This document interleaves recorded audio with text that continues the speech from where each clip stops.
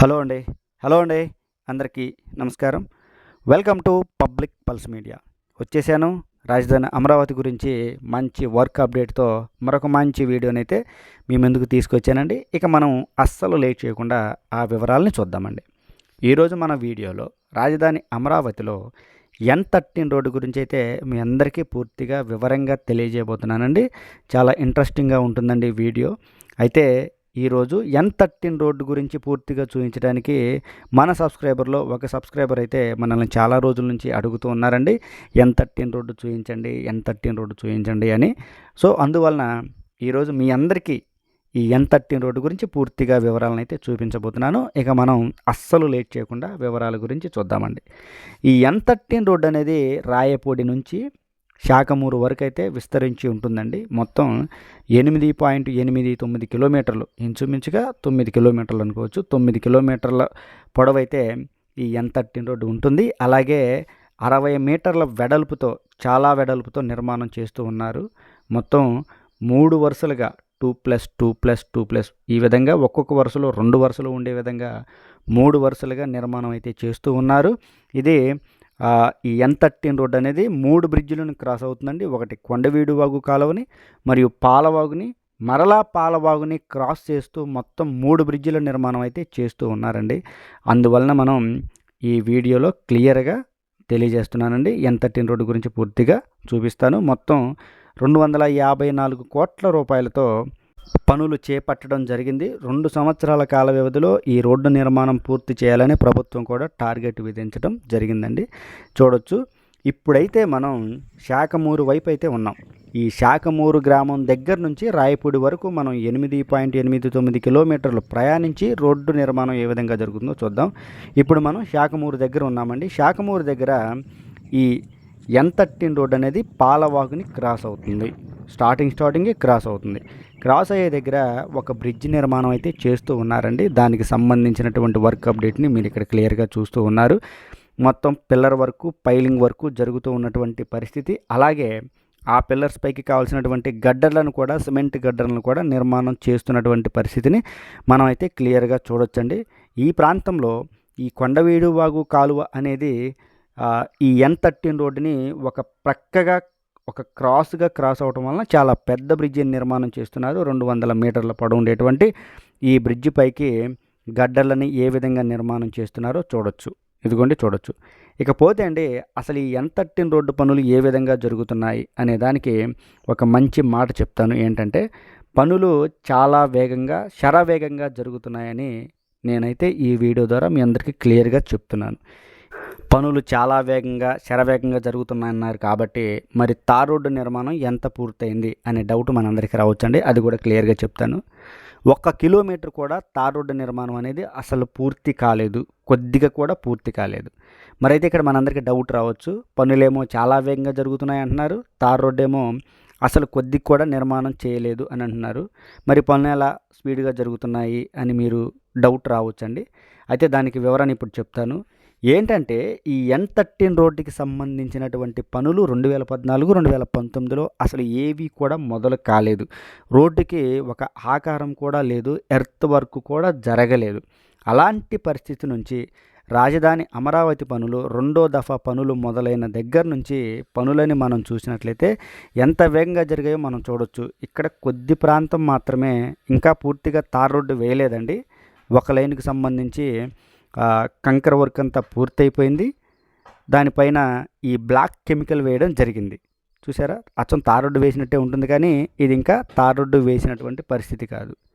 అయితే 2014, 2019లో ఇక్కడ ఎలాంటి పనులు జరగలేదు. అలాంటి పరిస్థితి నుంచి ఈరోజు ఇదిగో మనం చూడొచ్చు. ఒక రోడ్డుకి సంబంధించి తార్ రోడ్డు వేసే పనుల స్థాయికి రావడం అంటే అది మామూలు విషయం కాదండి. పనులైతే చాలా వేగంగా జరుగుతూ ఉన్నాయి.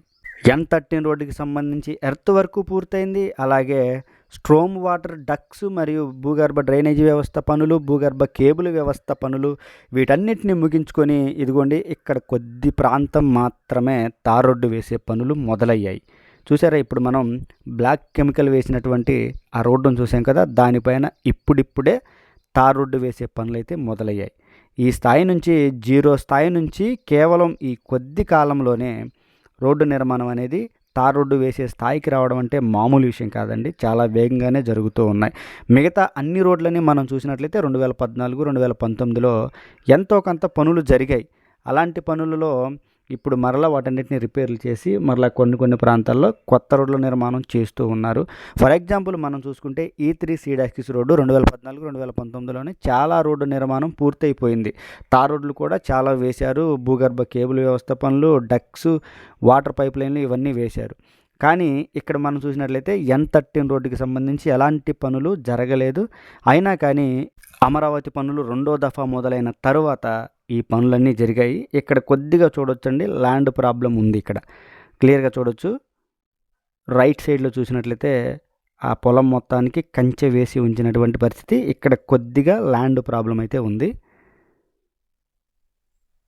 చూడొచ్చు పనులు ఏ విధంగా జరుగుతున్నాయి. దూరంగా చూడొచ్చండి హైకోర్టు భవనం, ఇవన్నీ కూడా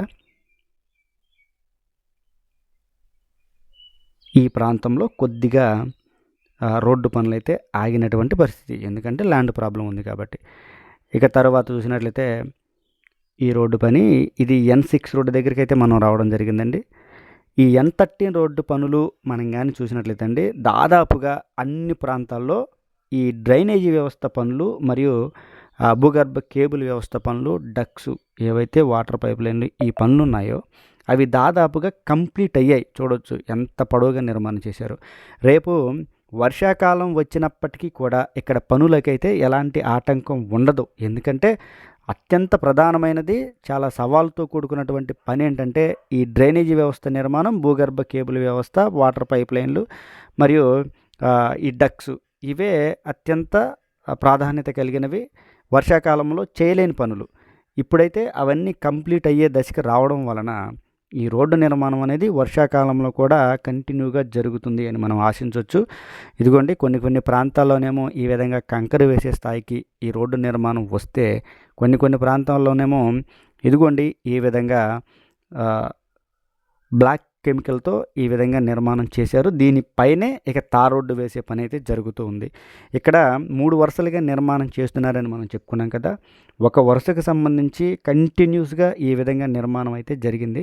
అంటే కంటిన్యూస్గా ఏం జరగలేదు, కంకర స్థాయిలో ఉండడం, ఈ విధంగా బ్లాక్ కెమికల్ స్థాయిలో ఉండడం అయితే మనం చూడొచ్చు. ఇప్పుడు మనం తుళ్ళూరు గ్రామం దగ్గరికి రావడం అయితే జరిగిందండి. తుళ్ళూరు గ్రామం దగ్గర కూడా పనులు ఏ విధంగా జరిగాయో చూడొచ్చు. మొత్తం ప్రధానమైనటువంటి వర్క్, చాలా వరకు కంప్లీట్ అయింది. ఇక కొద్దిగా ఎర్త్ వర్క్ మిగిలింది. దాని తర్వాత కంకర వేసే స్థాయి, దాని తర్వాత తార్ రోడ్డు వేసే స్థాయి, తర్వాత డివైడర్ల నిర్మాణం చేసే స్థాయికి అయితే ఈ N13 రోడ్డు రావడం జరిగింది. ఇక తర్వాత మనం ఫస్ట్ ఏమో కొండవీడు వాగుని క్రాస్ అయ్యే దగ్గర బ్రిడ్జి నిర్మాణం చూసాము. తరువాత ఈ తుళ్ళూరు గ్రామాన్ని ఆనుకొని పాలవాగు అయితే వెళ్తూ ఉంటుంది. ఈ పాలవాగుని క్రాస్ అయ్యే దగ్గర కూడా ఇక్కడ ఒక బ్రిడ్జి నిర్మాణం అయితే చేస్తూ ఉన్నారు. దానికి సంబంధించినటువంటి వర్క్ అప్డేట్ని కనుక మనం చూసినట్లయితే 2014, 2019లో ఇక్కడ కూడా ఈ బ్రిడ్జికి సంబంధించి అసలు ఎలాంటి పనులు జరగలేదు. కనీసం ఎర్త్ వర్క్ కూడా జరగలేదు. ఆ స్థాయి నుంచి ఇప్పుడైతే మొత్తం పైలింగ్ వర్క్ స్థాయికి రావడం జరిగింది. ఈ ప్రాంతంలో భూమిలో రాళ్ళు రావడం వలన ఈ ఎర్త్ వర్క్కి కొద్దిగా కష్టం అవుతుంది. చూసారా, ఇవన్నీ కూడా పెద్ద బండరాళ్ళు, ఇవన్నీ డ్రిల్లింగ్ మిషన్స్, పెద్ద ప్రొక్లైనర్లతో ఈ బ్రిడ్జికి సంబంధించినటువంటి వర్క్ పనులు జరుగుతూ ఉన్నాయి. అలాగే గడ్డర వర్కులు కూడా కంటిన్యూస్గా జరుగుతూ ఉన్నాయి. ఒకవైపునేమో పైలింగ్ వర్క్స్, పిల్లర్ వర్క్స్ జరుగుతూ ఉంటే దానికి ప్యారలల్గా ఈ యొక్క ఏవైతే గడ్డర్లు ఉన్నాయో వాటి పనులు కూడా జరుగుతూ ఉన్నటువంటి పరిస్థితి. అంటే ప్యారలల్గా వెళ్తూ ఉంది పని. ఇక తరువాత చూసినట్లయితే మనం రాయపూడి దగ్గరికి రావడం జరిగిందండి. ఈ రాయపూడి దగ్గరికి వచ్చిన తర్వాత ఈ విధంగా అయితే నిర్మాణం చేస్తున్నారు.